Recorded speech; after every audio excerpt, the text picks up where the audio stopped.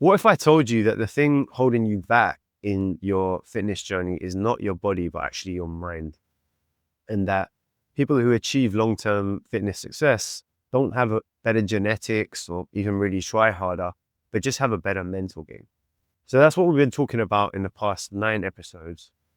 And we've been cultivating this positive mindset, this stronger mental game for fitness. And we're going to take this episode right now to wrap up the entire approach, the entire blueprint for your mental game and get you razor sharp so that fitness results come easy. Check it out.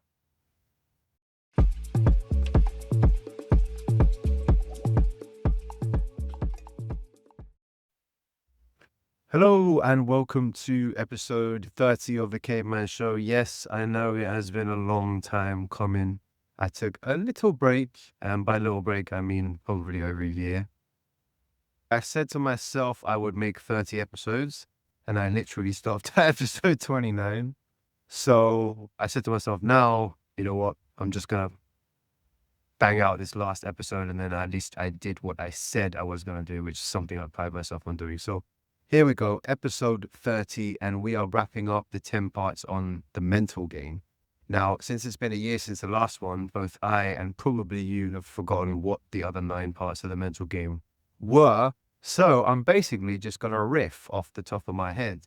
And in a way, I think it's better because it allows everything to kind of digest, process, and for me to kind of synthesize exactly what the most important elements of the mental game are and what actually works, separating the wheat from the chaff and getting rid of the fluff. So yeah, mental game. What are the most important facets of the mental game? First off, I want to start off by saying, like, really everything is part of the mental. Everything is mental. Because if you don't have the mental aspects, you're not going to get into physical action anyway. So whilst I put it third in those 3 elements of diet, training, mental, it really is number 1. And people who are not successful in the fitness game or whatever other game they're playing will disregard the mental game. The pros, the people who are really doing well, are always prioritizing the mental game, whether that's in finances, family, fitness, whatever it is. So I think starting off by appreciating the importance of the mental game is number 1. Understanding how important it is to get your mindset together. And then number 2 is kind of riffing off that word of mindset. Everything is mindset. So what does mindset even mean? A lot of people don't really know what mindset means. Is psychologically, a mindset is a way of looking at something, of framing something that essentially colors the way that it's going to go down. So something essentially science is starting to understand is that mindsets become reality. Your mindset becomes reality. So for example, we spoke about the growth mindset. If you believe that stress is not a bad thing and it's a good thing and it makes you stronger, then stress is not a bad thing, it's a good thing and it makes you stronger, simply by believing it. However, if you believe that stress is damaging you, breaking you down, destroying you, then it will manifest as such. It will do it physically and mentally. It will destroy you physically and mentally if you believe. And there's so much social conditioning right now that says that stress is bad, that you have to manage. It's just the implication of you have to manage stress. I have to meditate to get rid of stress. And that's literally from the foundation wrong. From the very, very get-go, that's wrong. You are essentially fucked. If you're thinking that way about stress, you're fucked. You have to embrace stress and say yes to it. It can't even be neutral. It has to be either good or bad, and you have to view it as good if you want to succeed in any endeavor. So that's number 1. Understanding the importance of mindset and just sort of belief. Going back to the growth mindset, where it's the effort, essentially the effort that you want to praise. Understanding that mindset shift, that it's being process oriented essentially, as opposed to results oriented, going through the process and prioritizing the process as opposed to the results, essentially forgetting about the results. Ironically, that is what makes results come. Results come from doing the right actions, but you will only do the right actions if you get lost in the process and you respect and learn to love the process.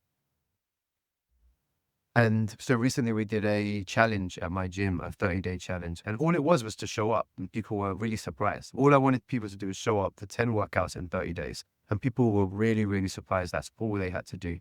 Because I've been doing this for 10, 20 years. And what I realized is the people who show up consistently and get the results. This is not complex stuff. The complex part is how to get people to show up consistently. And so that's what the challenge was about getting people to actually show up in the first place. And I think you know that for yourself and your fitness, whatever your fitness goals. Yes, but more often than not, the issue is not that you don't know what to do, it's that you're not doing it.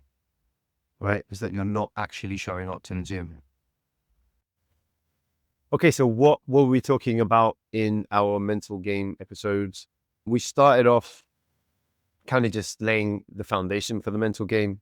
We spoke about stress mindset, meaning if you essentially say yes to stress, if you embrace stress, then your body and your mind get something that is known as the challenge response, which is a cascade of hormones and neuropeptides, et cetera, that change your physical being, essentially, both your body and your behavior and your mindset, and basically give you all the resources you need to conquer that challenge. But if you say no to stress, which is what society programs you to do by saying that stress is bad, then you essentially get a defeat response, right? And the best thing you can do is be pissed off and drag other people down, but you can't actually really succeed in that way. People have to break through that social conditioning. And that's the whole point, by the way, of this podcast, is to break through social conditioning. Okay, we did it with nutrition, we did it with training, we're dispelling this, and we're doing it with the mental game. And one of the biggest things that you have to understand is you are not a victim. I repeat, you are not a victim. And yes, we're talking about fitness, so maybe that seems a little bit silly for people, but I know people who really get down on themselves about fitness or really find it difficult or have health challenges, right? And for some people, they just want a six-pack, but it means a lot to them. So we're using fitness as a vehicle for life in general. And most people play victim. Look out in the streets, look at all the protests or whatever. Everyone wants to play victim, right? Because in society, we have a victim-based society nowadays, and you're rewarded. But at least in fitness, and probably in just generally in the upper echelons of success in any endeavor, right? Family, finance, and so on and so forth, that victim mentality will not get you far. So stop playing victim, start to say yes to stress. And the second part of that is the growth mindset, having a growth mindset where essentially you start to prioritize the process, you start to prioritize the action, you start to prioritize the journey instead of the result. It doesn't sound like much, but it's a big difference. People who prioritize the result, when they don't see results quick enough, which you almost never do, start to beat on themselves. And then you're starting to use willpower. Because you're focusing on the end result and you're focusing on time instead of the present moment, you're then using willpower and discipline, and that runs out. That is the last resort, okay? So you don't want to rely on that type of stuff. That's very short-term energy, willpower and discipline. You want inspiration, and the way you get inspiration is by focusing on the journey, focusing on the action, focusing on the process. Just show up to the gym and celebrate the fact that you show up. That is victory. The fact that you don't have a six-pack yet is neither here nor there. The fact that you stuck to your diet for a day, right? That is a growth mindset, and you reward yourself for that. Don't reward yourself with a cake or a pizza. You reward yourself. You talk to yourself. You praise yourself. Don't wait for mommy and daddy to do it for you. Okay? Be your own mommy and daddy, right? Be the mommy and daddy to yourself that you wish you had, and you wish you had a mom or a dad who encouraged every positive step you made. Don't praise yourself as a person. And if you're coaching someone else, don't praise the other person, praise the action, praise the process. Hope that's not too abstract. Anyway, there's a whole episode of it. So if you're not sure, go back to episode 23 on growth mindset. 24 was decisions versus discipline. So this is really subtle, but very important. People, again, rely too much on discipline, right? Which is basically gritting your teeth and getting through shit you don't want to do for some higher goal. Once you make a decision, and these are smaller ones now, so I'm going to kind of blow through it, but once you make a decision that you're going to do something, you need a lot less discipline. Most people I know who fail, and that is most people, by the way, most people I know who fail never made an actual decision, right? And a decision is a spiritual act. You will feel it physically in your being. When you make a true decision literally means to cut away. So you'll feel this cutting away of all your excuses and all your bullshit and all the other possibilities and saying, this is what's happening. And you kind of plant that seed in the future. And then you don't need to use so much discipline because you've made the decision. I'm going to get in shape. I'm going to add the 10 pounds, whether it takes a day or a year or 10 years, right? So that's decisions versus discipline. Then we had alignment versus resistance. Alignment is basically just saying yes to what is, and resistance is saying no to what is. Again, kind of a spiritual thing, but it goes back to that sort of stresses mindset. It works with the stresses. Yeah, stress is good mindset, or the yes to stress mindset, where you're essentially saying yes versus no. So if you don't like your body now, stop saying, I hate my body. Love your body now, and your body will change. Love the situation you don't like, and it will change. Why do you love it? Not because you want it to stay forever, but because it is what is in front of you. That's what you have. So you have to be grateful for it. It doesn't make any sense to fight what already is. You can't change what is. You can only change what's about to be. So if you want to change what's about to be, ironically, the way to do that is by saying yes to what is. And with regard to fitness, we're talking about your body, really, right? So be aligned with your body, praise your body, even if you're fat as fuck. Okay, I don't care. It doesn't matter. It really doesn't matter. It doesn't matter where you're at. Be grateful for your body. And I promise you, if you can't find something to be grateful for your body, you're not looking hard enough because you're breathing. You're listening to me on your iPhone or your laptop right now. So your ears are working, your heart is beating, your lungs are breathing, your digestion's working, your skin is healing, etc., etc., etc., right? Do that, right? Don't just kind of think, like really engage in that process. And we have meditations and so on and so forth that you can use to kind of bathe in those feelings of alignment. And then what will happen is your mindset will change. And then when your mindset changes, your body changes. Okay.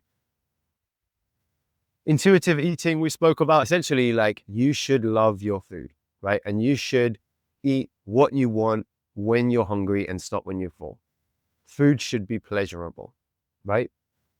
Pleasure is a sign of health. Now, there's a lot of nuance there that I'm not going to get into right now. If you don't know what nutrition protocol I recommend, go back to the 10 parts on nutrition. But essentially, what we're talking about is your desire to eat things like fats and sugars and salts is not a bad thing. It's a good thing. And so you can go with your taste buds and it will get you into shape. People who are in shape long term, they're doing it the right way and they're really healthy, enjoy the shit out of their food. Okay.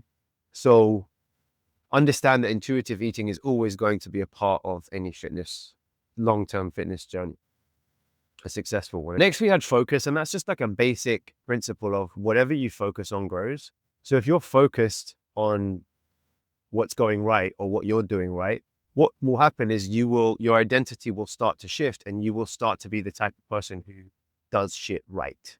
Okay. So essentially focus on the good and ignore the bad. This goes back to the alignment versus resistance. It goes back to praising yourself with a growth mindset. It goes back to saying yes to stress. Focus on the positive, and then you get into that positive flow, and the positive flow takes you down the road of where you want to go.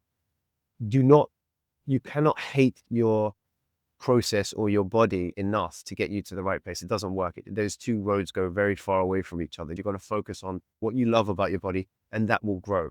You cannot hate a six-pack into being. You can only love a six-pack into being, if that makes sense. So that's focus, same thing. Dopamine, we spoke about the importance of dopamine, and essentially we recommended dopamine fast. So not overdoing things like screen time, obviously not doing drugs and stuff like that. You're going to need a healthy dopamine system to succeed in anything, especially fitness. Dopamine is the molecule of more. It's the molecule of drive, going to get something.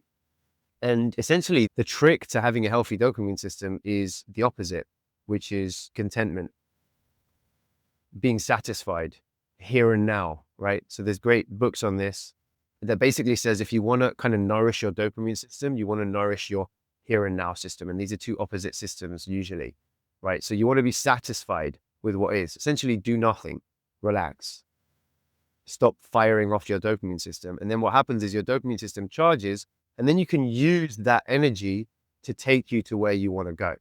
But it needs to work in tandem with kind of here and now molecules like serotonin and oxytocin. And that is something, that is a system that flourishes when you are satisfied, content, and peaceful. So essentially meditation, making sure you sleep. That moves on to the next thing, which is sleep, rest, and recovery. That's a very specific thing, but essentially, like, you want to prioritize your sleep, your rest, and your recovery. Take rest days. That's what allows your muscles to grow. Make sure you're sleeping, because the more you sort of honor the yang, I don't know which one's which, to be honest with you, yin and yang, but the more you honor the yang, the more you nourish the yin, and the more you honor the yin, the more you nourish the yang. You know, the rest and relaxation and the fight and flight systems, whilst they seem like opposites, they actually nourish each other. A good workout will help you sleep, and sleep and relaxation and recovery will fuel your system for a good workout. Make sure you are honoring both sides of life. Rest and relaxation, fight or flight, which I'm going to say workouts are fight and flight. Make sure that you have the feminine energy too. Meditation, relaxation, and all that good stuff. Which is why my gym functions at night as a meditation center, because we wanted to have a gym that had the yin and the yang, the masculine and the feminine, the fire and the water, or whatever you want to put it. It's something that I believe in deeply. I've always been someone who liked to meditate, liked to basically just relax in life. So just make sure you're doing that. You're getting both sides of life. And I would say that's just about it. There's a kind of a common theme with the mindset of balance, you know, balance of life and honoring, you know, your body and honoring your system. And I don't want to say being positive, but you know, that's another way of putting it. So yeah, first podcast in over a year. I'm glad we did it. I'm glad you got through all 30 parts. Let me know what you think, and let me know what you would like to see in the future. Now I'm a little bit more free because I'm not tied down to a rigid structure. So we can just kind of take it subject by subject. And I'd love to help people and help you. If you're having challenges or successes or whatever, let me know. Either DM me or comment or yada, yada, yada. Get in touch somehow. Hope you enjoyed it, and see you on the next one. Peace.